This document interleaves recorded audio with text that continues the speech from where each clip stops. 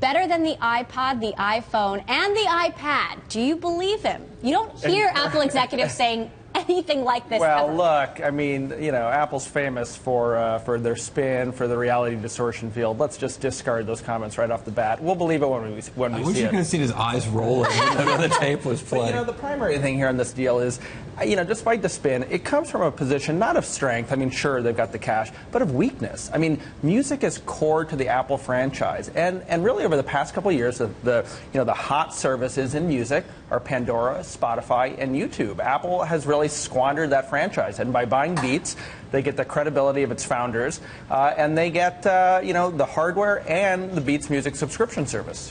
Corey? Well, look, I think music is what brought Apple back. Right? The iPod is what brought back Apple back, and the iPod on Windows is when the growth accelerated on Apple.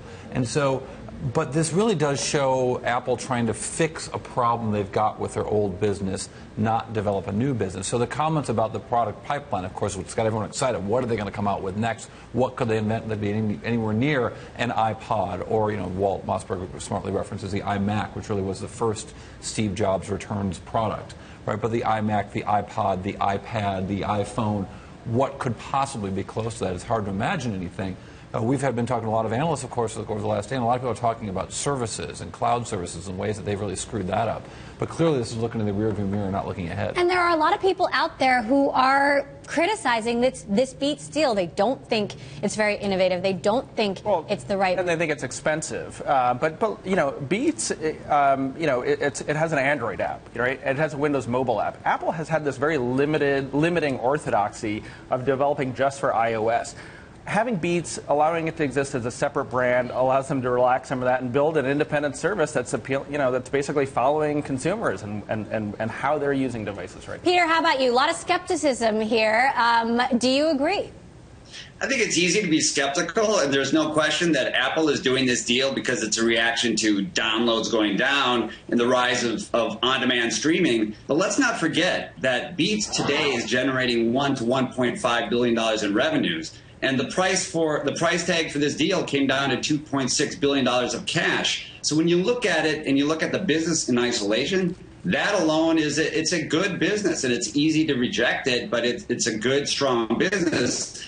And let's not also forget about the fact that with Beats, they're getting an established brand that absolutely has a cool factor these days with the kids. And so I don't think we should minimize that. And one more thing I think that's really important in this world of on-demand streaming, there's been an artist backlash to overall economics of the streaming services. And with the Beats deal, with Jimmy Iovine and Dr. Dre coming into the fold for Apple, that is a big win from just being artist-friendly and signifying to the artist community that they matter. Yeah, you can make a lot of friends with $3 billion. I mean, I agree with all that, sort of. But $1.2 billion in revenues is probably, what do you think the margins are on those headphones? 10%? 20%? Worse margin to the Apple products. I think the margins are actually pretty good. And Beats is also getting into the automobile market. And so when you look at the deal, it's extending Apple's brand into areas where it wants to be, including wearables. And so I think Beats, I'm not necessarily justifying the price, but I think it's easier to, there's some real logic behind it that is easy to overlook. But there's item after item of why it does make sense for Apple. What about the cultural differences? I mean, you can see on stage the difference between Eddie Q's personality and Jimmy Iovine. At one point, Iovine said, "I can't say anything anymore. I work at Apple." And he was joking, but he's very much larger than life. He's very outspoken. Not your typical buttoned-up Apple executive. Yeah, no, and I think Apple needed it. I mean, they needed an ambassador to the creative community. You know, content right now is what's selling hardware. You know, the Apple TV, the iPod Touch. I mean, you need the content, you need the apps. And Apple, as I said, has had a sort of limited orthodoxy. It's had a download-centric model, and consumers want to get content in different ways. So I think Jimmy and Dr. Dre, bring that to Apple, and they've got a ton of credibility with media companies and artists. So you don't think there's going to be a culture clash? I mean, they clashed with HTC. If Dr. Dre keeps making those videos, there might be. But I think. I think ahead, actually they're culturally less dissimilar than you may think. I mean, let's not forget the fact that Steve Jobs was very much considered to be an artist by many, and so they just approach art in a different kind of way. You have content, and then you have the marriage of the artistry that comes with technology. I actually think that this is a really exciting deal to signify this convergence of technology meeting great content, and ultimately content drives great technology.